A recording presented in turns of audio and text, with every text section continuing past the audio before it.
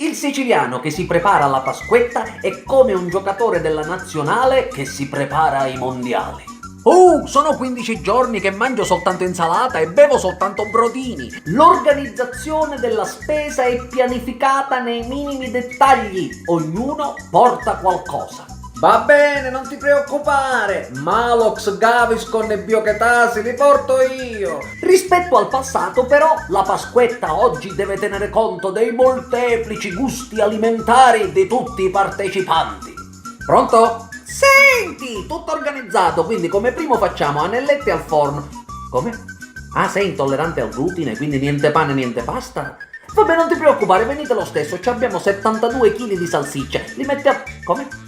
Ah, tuo figlio è vegetariano, quindi niente carne. E vabbè, venite lo stesso, ci abbiamo le uova, facciamo un frittatone che... Come? Ah, tua figlia è vegana, quindi non mangia le uova. Ho capito. E vabbè, venite per i dolci, ci abbiamo una bella colomba pasquale. Come? Ah, tua moglie è animalista, quindi la colomba la fa impressionare? Lo sai che ti dico? Ma state a casa, sì, anche perché pure io sono diventato intollerante. Che cosa non tollero? La tua famiglia!